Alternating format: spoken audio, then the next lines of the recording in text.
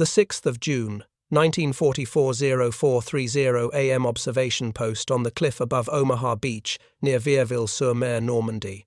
He counts because counting is the only orderly thing left to do. Small hulls slip across the low light like a second coastline.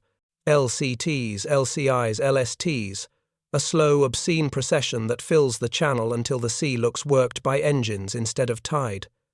He whispers a number that tastes impossible, 7,000. The word sits in his mouth like a verdict. There is the smell first, diesel and wet canvas, and the metallic breath of salt, binoculars fog at the edges.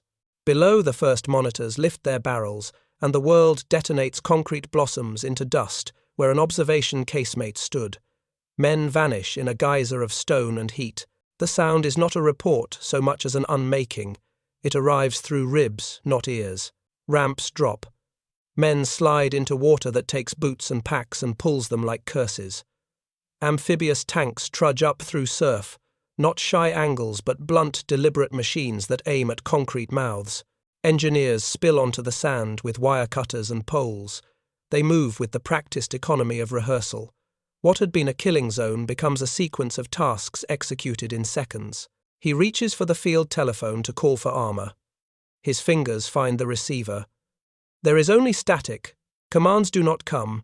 The nearest reserve is a ghost measured in hours and fuel, not minutes and intent. The battery is trained to expect raids and rationed probes. It is not trained to halt an industry landing by tide and tide again. For a moment all maps are meaningless. The cliff is full of men who look at the sea and see not invasion but a new arithmetic, engines plus boats plus continuous supply. The sound of motors drowns doctrine. In the hollow that follows the first salvo, there is no reply. Just the slow, precise realization that what stands before them is not a raid, but a machine that will not stop until it has what it came for. By early June 1944, the map of Western Europe still wore the scars of years of grinding war, but the shape of advantage had begun to tilt. For months, the Allies had trained, rehearsed, and pooled an industrial mass that could be turned into a single operational act, put men, tanks, and engineers ashore, keep them fed, and push inland before a defender could marshal an effective counter.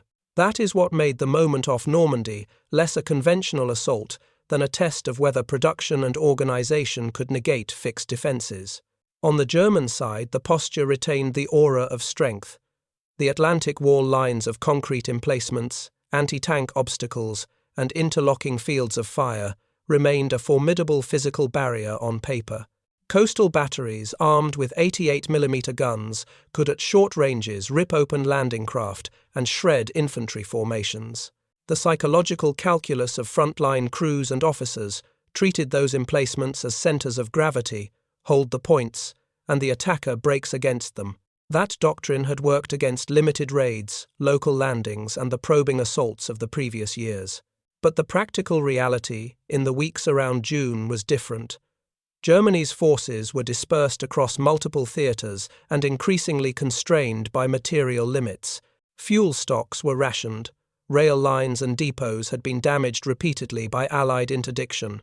The Luftwaffe had been battered in sorties and pilot attrition, limiting reliable air cover. Those constraints mattered not as abstractions but as tactical timers. How fast could a panzer regiment be fueled, loaded onto rail and driven to a threatened sector? How many hours would pass while trains crawled through bombed marshals and congested nodes? For many German commanders, the answer was measured in days, not in the minutes a coastal battery needed.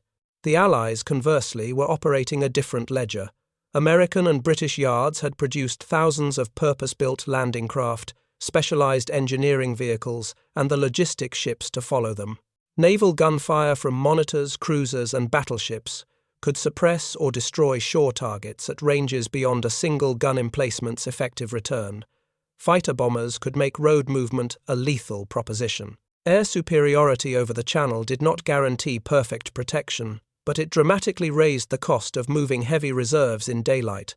Those are material advantages with operational consequences. If reserves cannot be moved safely and rapidly, tactical defeats cannot be turned into strategic recovery. Tactically, the invasion plan married mass with specialization. Pre-landing bombardment erased or reduced many open firing positions. Airborne forces were tasked to seize causeways and inland exits. Amphibious engineers and armored assault tanks were meant to neutralize obstacles and bring immediate firepower ashore. The objective was not merely to plant flags on a beachhead, but to convert a shoreline into a functioning base of operations within days. That conversion, the creation of secure exits, supply dumps, fuel stores, and a throughput for follow-on forces, is what turns a successful landing into sustained operational advantage. The stakes could not be smaller than the course of the Western campaign. If the lodgment failed or stalled, the Allies would face not only heavy casualties, but a retraction of operational momentum that could delay offensive timetables by months. That would hand Germany time to move reinforcements to repair damaged infrastructure and to stiffen defences in depth. Conversely, if the beachheads held and the flow of men and materiel continued, the consequence was strategic. Germany would be forced to fight a fully engaged two-front war in a modern sense, draining resources and command. Attention. The invasion's success would not simply be the seizure of territory. It would be the creation of a second theatre the Reich could not ignore without risking collapse. Crucially, the contest in these weeks was as much about organisational learning as it was about hardware. Allied doctrine had evolved through painful prior operations: how to coordinate naval and air fires, how to interleave infantry with engineering tasks under suppression, how to stage follow-on logistics through improvised harbours, tidal cycles. German doctrine, which prized conserved reserves and centralized control under conditions of scarcity, ran up against an opponent that could accept attrition because it could replace losses from industry. The difference is decisive. Tactical brilliance that cannot be backed by sustainment is transient. Logistical amplitude that can turn transient gains into sustained pressure wins wars. Finally, the beaches themselves are where beliefs meet arithmetic. A coastal gun that had been decisive against a dozen assault boats loses its primacy when faced with a continuous stream of thousands of craft, delivering men, armoured vehicles, and engineers every tide. The myth of an immovable wall depends on the defender's ability to translate local firepower into operational control. In the immediate window of May-June 1944, that translation was breaking down. The battle that morning was therefore not a single fight for a sand spit. It was a systemic trial of whether fixed defences could withstand an industrialised joint arms assault, designed to keep coming until the defender ran out of mobility, fuel, or time. At a fighting edge, the difference between life and death is not nominal calibre or a theory in a manual, it is what happens in the time it takes to steady your sight picture and pull the trigger. On D-Day, that time was measured in seconds, and the enemy changed the stopwatch. A coastal emplacement sees shapes at range and reduces them to three practical questions. What will reach my field of fire next? How much suppression precedes that arrival? And how fast can reserves arrive if the position is compromised? Those questions are anatomical, not academic. An 88mm in a casemate is terrifying because its trajectory and penetration mean you can destroy an armoured vehicle while the crew is still finding its breath. But terror is contextual. If the 88 can destroy one tank every few minutes, yet 10 tanks and a pair of engineer carriers arrive on the strand inside the same window, the calculus tilts away from single-shot supremacy to flow control. Naval gunfire changes the local clock. A monitor or cruiser does not simply lob ordnance. It creates a corridor of silence for a few vital seconds. For a bunker crew, that corridor is the difference between a suppressed machine gun and a dead one. When a 5-inch or larger round finds a firing slit, the effect is immediate, and physical shrapnel, internal concussion, and the collapse of a firing register that takes human fingers longer than technical manuals admit to reset. Those seconds are what assault engineers and amphibious tanks exploit. An AVRI, or a flail tank arriving under even brief suppression, can breach wire, detonate mines, and place high explosive charges at the throat of an embrasure faster than a bunker can remask itself. This is not hype. It is arithmetic expressed in human reflexes. Steady the sight, depress the firing lever, and if nothing presents, breathe for the next salvo. Landing craft are logistical implements given the urgency of combat. A single LCT is a blunt instrument, slow to maneuver, exposed in surf, but capable of delivering heavy items the first wave cannot carry. The real lethal function of a landing fleet is redundancy. If one LCT is struck and sinks, another arrives on the same tidal rhythm, with men, a section of engineers, or a couple of tanks. A fortress built to stop dozens of boats is not necessarily built to stop a tide of replacements. From inside a firing cupola you can kill a craft. You cannot kill the yard that launched 1,000. The human sensation in the embrasure becomes one of diminishing returns. Each successful engagement reduces local numbers, but does not reduce the enemy's ability to reconstitute the wave. Specialized machines change what a defended position must fear. Amphibious Shermans, those odd floating tanks and the engineer variants designed to carpet a path through obstacles, do not fight at the same tempo as a conventional tank battle. They are blunt, immediate tools that trade finesse for function. An AVRE with a petard mortar does not need to bracket a pillbox. It needs one accurate high-order blast to unroof or collapse a concrete embrasure. A flail tank does not outduel a gun. It consumes the minefield that defends a gun's advance lane. For the gunner inside a concrete maze, the effect is visceral. The gun that once dominated an approach now faces a machine that simply reconfigures the terrain around it in minutes. Air control compounds the problem of movement for the defender. Armor on roads is visible. Columns are linear and therefore puncturable. Fighter sweeps over the channel, and interdiction over lines of communication turns simple transit into a hazardous enterprise.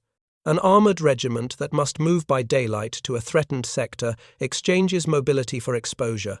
Each mile travelled under air threat is a mile at risk of fragmentation, wreckage, and delay. For a commander who must choose between committing rare, irreplaceable armour immediately or waiting to consolidate movement under cover, the arithmetic is poisoned by scarcity. The cost of moving now might be the loss of the very formation you intend to use to restore the line. The most decisive mechanic, however, is sustainment. Beaches are not objectives if you cannot convert them into bases. A beachhead becomes operational when the first engineer crews clear exits, when fuel and artillery arrive, and when the tide of follow-on units is steady. That requires a conveyor LSTs that can unload vehicles at the next tide liberty of anchorage for stores and protected corridors to move those supplies inland. The attacker that builds redundancy into that conveyor can accept immediate losses the defender cannot match. In human terms, medics can save more wounded if the casualty collection point is secure. Artillery can be emplaced faster if cranes and fuel are ashore. Armor can arrive in numbers if docks and ramps survive the first day. These are not abstractions. They are bedside measures of battlefield survivability. On the tactical bench, the key comparisons are not raw millimeters of armor, but temporal effects. If an 88 knocks out a tank before its crew finishes a curse, the tank still had time to delay an engineer's movement by 30 seconds. 30 seconds in a landing is a gulf. If a naval salvo silences that 88 for 40 seconds, and an AVRE uses 30 of them to detonate and clear the defender's advantage evaporates. The numbers that matter are how long and how often. A weapon that kills decisively but slowly is less valuable than a system that neutralizes quickly and allows follow-on action. Command and control under these conditions collapses into prioritization under uncertainty. A forward battery must triage which targets will actually stop the flow versus which will merely increase the cost of landing. Prioritization is not moral, it is functional. A gunner who insists on annihilating every transport sees his sector emptied by engineers who used the suppression gap to move 10 meters of breach equipment into place. The human reaction is predictable. Frustration that feels like impotence, then the necessary shrinkage of ambition hold longer, shoot less, far, conserve shells. Conservation is rational when replacement is impossible. It is catastrophic when the opponent's strategy counts on attrition. Finally, at the level of the crew, the world is tactile and precise. Concussion shakes fillings loose. A sight picture that includes smoke and surf requires new instincts. The gunner learns to track the muzzle flash of a gun rather than the silhouette of a hull. Communication lines, field, telephones, runners, radios are the soft tissue connecting decision to action. When those lines are severed by bombardment or saturation, the position becomes a series of isolated fights. Isolation favors an attacker who plans for continuity. A defender dependent on centralized orders will die waiting for permission to act. The mechanical truth on D-Day is stark mass plus specialization plus redundant sustainment creates a temporal cascade that fixed defenses struggle to arrest. Weapons that were once decisive lose primacy when the enemy designs systems to exploit suppression windows, to absorb loss through replacement, and to keep the conveyor belt running at tidal rhythm. Survivability becomes a function of system resilience, not isolated lethality. In the end, crews judge actions by that simple test. Did this stop the flow, or only slow it? If only slowed, the currency of life in a bunker buys less and less with every passing minute. He wakes before dawn because that is what the post demands. 2 hours of cold, a thermos gone, tepid leather gloves that never quite warm. The embrasure is a slit of business, a steel eye that turns the shore into geometry. Through it, the channel is a low-moving horizon. Engines make a low repeating bruise against the air. He parks the binoculars between his elbows and counts by muscle hull. The motion is ritual. Counting keeps the edge from slipping into panic. The concrete smells of damp and old smoke. Dust settles like applause whenever an enemy round finds a wall. Fingers on the sight are small machines of habit index. Steady, breathe out. On the cliff, the world is a list of tasks. Identify, prioritize, correct. You do not think of strategy. You think of the next 10 seconds. You learn to read the wind. You learn the way surf hides a man's silhouette until the last moment. The mind reduces to the instrument in your hands. Below, the first small boats begin to disgorge. Men fall into the sea like every other thing that will not float by itself. Some stand and run, others do not. The sergeant on the ramp swears without heat. His voice is a tool. An AVRE's exhaust coughs. A flail tank's chains whine like a machine being tuned. Those sounds are anchors to a man who has practiced this choreography. When the noise comes, do the job you rehearsed until your hands remember better than your head. Back in the bunker, the lieutenant's thumb finds the field telephone. He knows the rhythm of calls, request acknowledgement, movement.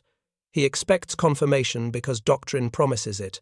He speaks into the receiver to ask for the nearest armoured reserve, a standard cold request, and the line gives him only its usual static. Static is a sound that eats certainty. He waits. The second hand ticks. No officer answers. The radio is quiet, in a way that is heavier than noise. The first naval salvo lands within the line of sight. The world changes its texture. Concrete flakes. A blast takes the inside of a bunker, as if someone had reached in and scooped away the air. For a fraction of a second, there is nothing but the sound a man feels through bones, a press like being inside a drum, and then the work of triage, check guns, find wounded, reset the site. Adrenaline sharpens fingers. It does not tell you how to fix a ruined telephone line. On the LCT, the crew tie down a half-track. The deck is slick with spray. Men's boots find purchase, and then find nothing. A wave takes the bottom of a rifle and sloshes it with sand. The coxswain breathes slow because he must panic, would steer the bow into a minefield. He hears the crack of distant rounds and counts them as if counting gives the sea meaning. There is a physics to landing weight-momentum angle. You aim the hull at the right contour of sand and hope the ramp bites. That is a ledger of faith and metal. The machine gunner in the pillbox keeps his head down. His sight shows movement across a field. He fires at figures that look like they will become a breach, but the targets are not static. Engineers appear with poles and wire cutters, as though they were part of a single organism. A petard blast removes a firing slit with the same blunt efficiency as a hand removes a nail. The gunner's world narrows to a string of failed assumptions. The beach will do what it has always done. The enemy will present slowly. You will have time to aim. There is an odd arithmetic to fear. It is not loud sobbing. It is the quiet recalculation in the chest when the mind realizes that the variables have changed. The German corporal feels it first as confusion. Why is the AVRE not pausing? Why do tanks keep coming in small procession-like intervals that do not stop after the first losses? He registers the change with a practical vocabulary. The supply tail is too long to be choked by local fire. The attacker keeps feeding the point. The corporal's hands move on the gun more out of duty than conviction. At sea, the sergeant on shore patches a dressing and looks inland. He hears a motor, a different tempo, a tracked vehicle moving up a coastal lane, not an infantry shuffle. He tastes the odor of cordite with the salt in his mouth. For him, the beach is a worksite. Cut the wire, open the lane, drag the wounded to a covered fold. The decisions are minute but finite move, now with light force to secure a dune, or wait for the heavier vehicles that cannot cross soft sand at low tide. He chooses action, because waiting means the wounded die in higher numbers. Inside an armoured hull, the crew are a small planetary system. One man watches the gauges, another steadies the sight, a third listens to the faint pop of shrapnel against the belly plate. Metal sings. Crew members feel it in their teeth. When a round finds them, the world telescopes into a microhistory, the clatter of instruments, the rush of air, a smell like hot oil. They hit back not with bravado but with the motion drilled into them, expose, line up, fire, pull back if the hull groans too much. They learn quickly which shots matter. Not every exchange is decisive. Only some moments reshape a fight. The lieutenant who could not raise reserves finds his men looking to him for decisions he does not yet have. Command is less an abstraction than a flow of small, urgent choices which slit to keep manned, which trench to abandon before ammunition runs low. He orders a reorientation of guns, a redistribution of who watches, which sector. He uses hand signals rather than radio now. Runners go out, and do not always come back on the same timetable. Orders become shorter and colder, hold, delay, conserve. That half-second between the last salvo and the first shout after it becomes a hinge. It is here where the cognitive gear shifts from practiced routine into improvisation. The man who reaches for the intercom and fails, whose fingers close around silence, experiences something more than tactical failure. He experiences the change of scale. The enemy is no longer a problem you can solve by shooting holes into it. The enemy has become a system that simply keeps arriving. The recognition is not theatrical. It is arithmetic that settles in the throat. Men watch each other for cues. A medic's hands steadier than a captain's voice, a corporal's silence heavier than an officer's directions. There are tiny rituals, the swapping of a canteen, the passing of a spline that keep the human clock running when the larger one dents. Courage becomes pragmatic, exposé just enough to get the job done, not to prove anything. Retreat where it happens is not shame but survival. Calculus preserve the unit to fight another day. Night brings a different rhythm. The world contracts and angles become threats again. But the day's lesson remains blunt and simple. Those who saw the first waves know now that holding a single point costs more than the point's utility. The beach has become a funnel of continued arrival. The shore no longer contains an assault. It feeds it. The men who survive understand that the fight is not about a single gun or an individual bunker. It is about a machine of logistics and time that grinds on. They do not decide that in a single shouted order. They decide it in the long, quiet work of tending wounds, fixing sights, and counting hulls until the sea seems endless. By the time the first boat's ground ramps into sand, the fight has already been decided in workshops, yards, and staff rooms as much as on the shore. What arrives at Normandy is the product of a long chain of organizational decisions: what to build, how to move it, who trains with whom, and who has the authority to commit scarce reserves at decisive moments. Those invisible choices determine whether a tactical success can be translated into operational advantage or whether it remains an isolated act of valor. Industrial amplitude is the most basic axis. From 1942 onward, Allied industry, particularly American, moved from emergency production to deliberate war engineering. Specialized hulls for landing engineer tanks that perform demolition under fire, portable causeways, and floating, piers and ships sized for high-rate unloading. The design choice matters because it changes the unit of combat from the isolated platoon to a sustained throughput. A landing craft that can offload a tank in 10 minutes is not merely a conveyance. It is the opening link of a supply chain that, if protected, multiplies combat power ashore. The attacker's problem is not the loss of an individual boat. It is whether the yard that launched the 100th boat can be satiated by the 1,000th. A defender who plans for the former and not the latter misunderstands the war as a sequence of discrete fights rather than an exercise in sustained logistics. Training and doctrine convert material advantage into operational effect. The Allies did not invent amphibious warfare on the eve of invasion. They iterated it through costly rehearsal and hard lessons in North Africa, Sicily, and Italy. Those iterations produced a doctrine of combined arms at the littoral naval gunfire, prepared specific objective windows rather than blind saturation. Airborne operations were used to sever inland nodes and seize exits. Engineers were embedded with assault units to exploit moments of suppression. The operational friction of landing is not primarily a matter of courage. It is reduced by rehearsal until the required actions become muscle memory. When ship, air, and engineer bodies coordinate to carve seconds out of chaos, that coordination is doctrine made concrete. Logistics is the structural sinew. Beaches become bases only when fuel, munitions, and maintenance reach them reliably. That is why planners commit resources to temporary harbours, pre-assembled dumps, and controlled tidal rhythms. An artificial pier turns the uncertain process of unloading into a repeated industrial operation.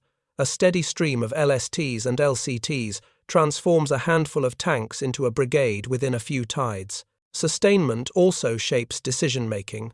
Commanders who know resupply will arrive can accept higher immediate losses because they can replace men and materiel. Conversely, a defender who cannot expect quick replacements must conserve. That asymmetry, one side buying risk with throughput, the other buying caution with scarcity, shows up on the battlefield as initiative or its absence. Command architecture and authority are the political mechanics that modulate the tactical calculus.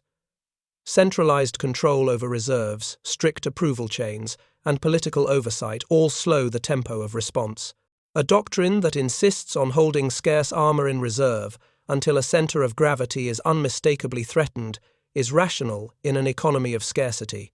It becomes lethal when reaction time is counted in hours and an attacker's momentum counts in tides. Conversely, decentralized initiative commanders, empowered to commit forces quickly, based on local conditions, converts fleeting opportunities into operational effects.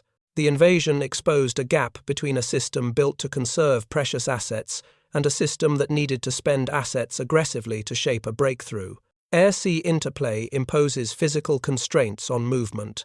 In modern war, supply lines and armored movements are vulnerable in transit. Air superiority is not a rhetorical advantage, but a vector that multiplies interdiction. Fighter sweeps over approaches and interdiction of rail and road nodes make the simple act of moving a panzer regiment a dangerous proposition. Where a defender must move to threaten a lodgment, every kilometre of transit becomes an attrition event. The cost of moving reserves under air threat is not just materiel loss. It is a tempo penalty that can render a counterattack obsolete by the time it arrives. Intelligence and deception change the distribution of reserves before the first shot. Strategic and operational deception that suggests an invasion at the wrong place disperses or mispositions enemy reserves. That misallocation reduces the defender's capacity to deliver timely counterforce. The Allies' deception effort in 1944 forced German planners to hedge their deployments across a broader geography, increasing the time it would take to assemble decisive formations against the real point of attack. Deception is not glamour. It is operational arithmetic. Move the potential counterstroke further from the point of need, and the clock breaks in favor of the attacker. Production choices ripple into doctrine and then into operational freedom. Choosing to mass-produce landing craft engineer vehicles and portable piers is a conscious decision to wage war as production and movement rather than as isolated battles. Those procurement decisions require political and industrial commitment months or years in advance. That lag is why organizational foresight matters. A nation that builds the wrong class of ship or prioritizes the wrong engine size before an operation will find its troops improvising on the day. The invasion's success shows the payoff of aligning industrial priorities with operational doctrine. The hardware existed because planners had decided to accept the strategic cost of mass-producing apparently banal items, boats, pontoons, bulldozers, rather than only high-visibility weapons. Sustainment redundancy is the operational hedge that converts fragility into resilience. Redundancy appears in multiple forms: diverse unloading methods, beaches, causeways, temporary harbours, multiple supply routes and stockpiles staged at successive echelons. A single failure storm damage to an artificial harbour, for example, becomes serious only if redundancy is low. Where redundancy is high, failures are survivable. Where redundancy is low, a single meteorological event or concentrated interdiction can collapse the right flank. Building redundancy is expensive in peacetime terms, but cheap in wartime speed. It shortens the time a force remains vulnerable. Doctrine also sets the rules for acceptable loss, which drives the tempo of action. An operational culture that tolerates initial casualties in exchange for rapid expansion will push forces aggressively ashore. A doctrine that equates loss with strategic depletion will reflexively conserve. Those cultural choices are not moral statements, but cost functions. The side that can accept calculated loss and replace it through production possesses a dynamic advantage. The side that cannot simply has fewer options. This is why the ability to suffer and replace becomes a decisive instrument. It forces the defender into a narrower set of feasible choices. Decision cycles under stress reveal organizational health. Organizations that have short OODA loops, observe, orient, decide, act at multiple levels, can exploit fleeting advantages. Short OODA loops require reliable communications, delegated authority, and practiced contingencies. Where communications are fragile and authorization is centralized, the loop lengthens, the opportunity window closes. Thus, the same tactical action committing a reserve brigade has different outcomes depending on how fast and confidently a commander can act. In Normandy, the Allied system emphasized rehearsed responses and delegated initiative down to divisional levels that reduced friction and allowed coordination across arms to remain coherent under fire. Finally, the human factor remains the integrating variable. Systems are executed by humans who interpret, improvise, and bear consequence.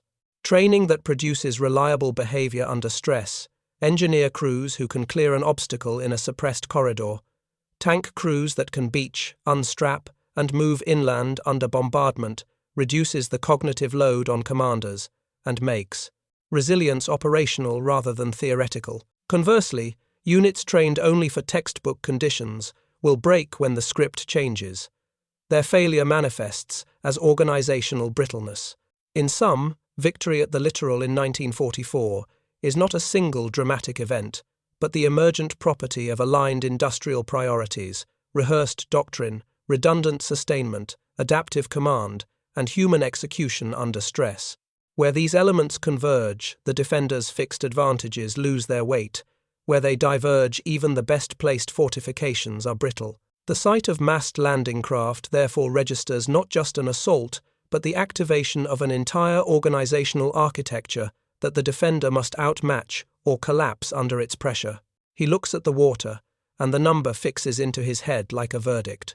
It is not the noise that kills the old belief so much as the arithmetic engines, ramps, crates, men aflow, measurable in tides and yards and time, not in individual acts of bravery.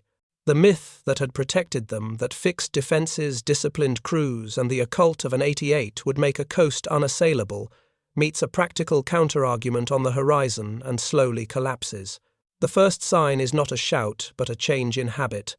Units that trained for decisive counterattacks begin to count instead of move.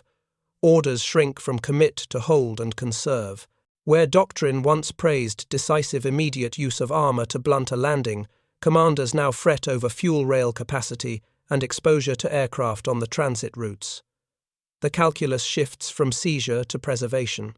The effect is contagious. Hesitation at headquarters becomes caution in the field. Caution becomes a defensive posture that cannot regain initiative. Tactically, this looks like fewer coordinated armoured thrusts and more fragmented local actions. Rather than massing a panzer regiment to roll a lodgement back into the sea, staffers watch trains crawl through bomb-damaged nodes while Allied fighters pick off vulnerable columns. The decision to withhold is rational in an economy of scarcity, but rational choices, when aggregated, produce strategic paralysis. One missing counterattack is 1,000 men consolidated ashore. One convoy delayed by interdiction multiplies into an operational gap the attacker can exploit. Psychologically, the collapse is incremental and numbing. Frontline crews notice that the enemy can replace losses at a tempo that renders local victories Pyrrhic. A bunker that kills 50 men in a day has not altered the tide if 200 more can be landed the next. Confidence becomes brittle when success does not translate into strategic effect. The officer who once trusted his sight and training begins to distrust the larger system that should back his fight fuel depots, railheads the political will to move reserves. That distrust is corrosive. It short-circuits aggressive decisions because the cost of a failed gamble is no longer just the unit, but the irreplaceable asset the unit represents. The narrative of immovable strength dies in small, exact moments. A radio operator transmits a request for armored support and receives not orders, but a calculated refusal. The formation is too valuable to risk in daylight. The air threat is too intense. The rail node is congested. The reply is a denial dressed as prudence. The reply is also an admission the system cannot convert a local emergency into a decisive counterweight. When that pattern repeats, surrender is less a formal act than a systemic adaptation doctrine bending to the limits of fuel trains and time.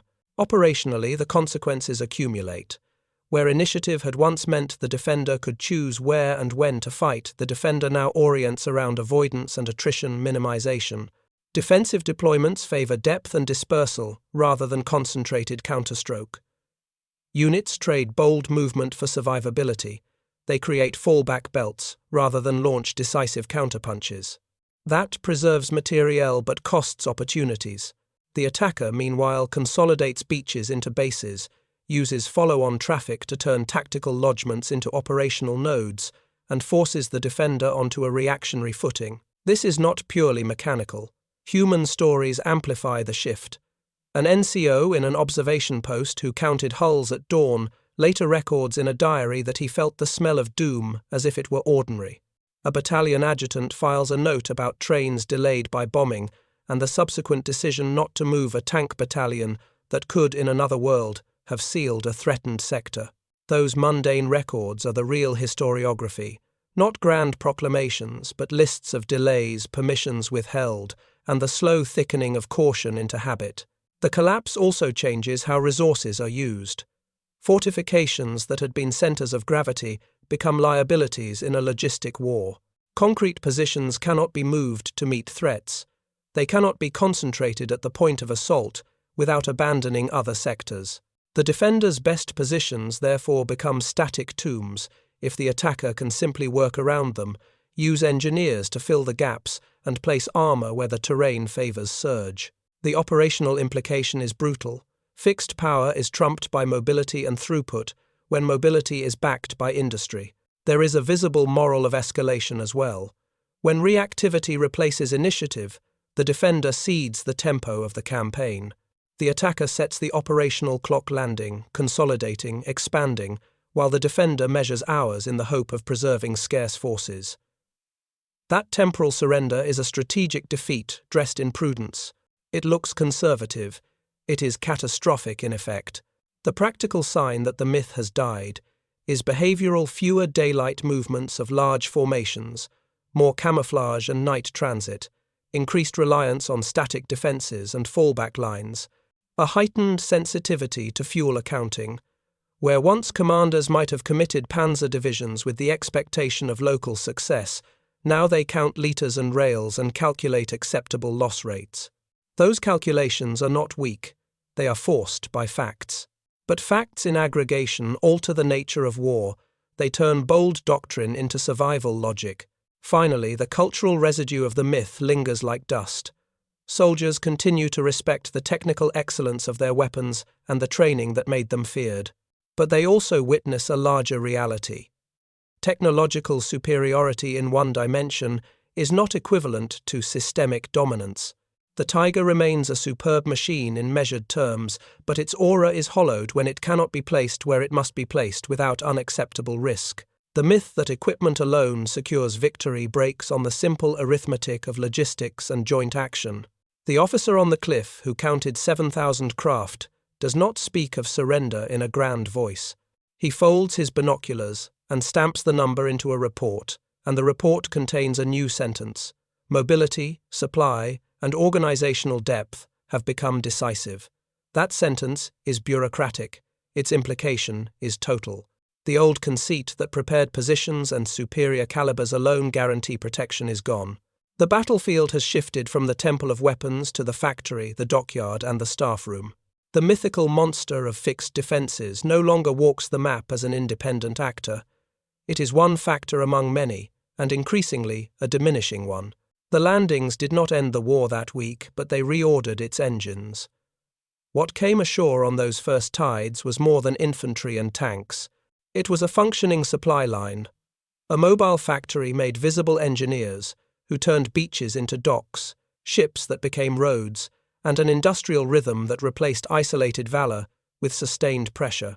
The immediate tactical gains breached, emplacements seized, causeways, consolidated exits only mattered because they were backed by throughput. Where defenders could kill dozens, attackers could replace hundreds. Where defenses were superbly sited, they could be bypassed or neutralized by combined arms and continuous resupply. Operationally, the invasion exposed a mismatch between two war logics. Fixed fortifications buy time and impose attrition locally. Industrial amplitude buys time back at scale. The Atlantic Wall's best positions became in many cases static liabilities when confronted by a system designed to absorb losses and keep moving. German command choices, holding armor in reserve, routing movement through bombed rails, fearing air interdiction, were rational responses to scarcity, but they ceded tempo. Momentum prefers the side that can afford to act aggressively. In Normandy, the Allies had both the means and the doctrine to turn initial lodgements into depth. The consequences ripple beyond the beaches. Military planners absorbed a simple lesson: fortification without sustainment is brittle. Post-war doctrine and modern expeditionary theory treat littoral operations as logistics problems. First, how fast can you create throughput? How fragile are your supply lines? What redundancy exists if weather or enemy action degrades a primary node? The engineering improvisation at Normandy Mulberry Piers explained redundancy in unloading methods. Immediate fuel and ordnance dumps became textbook examples of turning vulnerability into operational resilience. There is also a human and cultural residue. Soldiers and staff officers read reports and watched footage and revised expectations about what a single strongpoint could accomplish. The Tiger remained a superb weapon in limited engagement, but its aura diminished when it could not be placed where it mattered without unacceptable risk. The myth of immovable coastal defense lost its strategic purchase in favor of an arithmetic of movement, production, and joint action. That arithmetic invites what-ifs worth arguing about in the open. If mobile German reserves had been nearer, or if fuel lines had not been interdicted, could localized counterattacks have reversed early gains? If Allied sustainment had failed, storms wrecking artificial harbors, supply nodes destroyed, how long could lodgements have held? Those questions are not idle. They clarify which variables actually decide outcomes, timing, logistics, and command flexibility. For viewers who want to probe the pivot further, consider which mattered more, the hardware on the shore or the yards that produced the boats that carried it. Which decision, earlier or later, would have changed the calculus? Next episode examines that second axis of decisive force-armored doctrine confronting industrial sustainment. We will follow Panthers and other German armored formations as they meet an Allied system that keeps coming, tanks, crews, and fuel, until doctrine itself must change.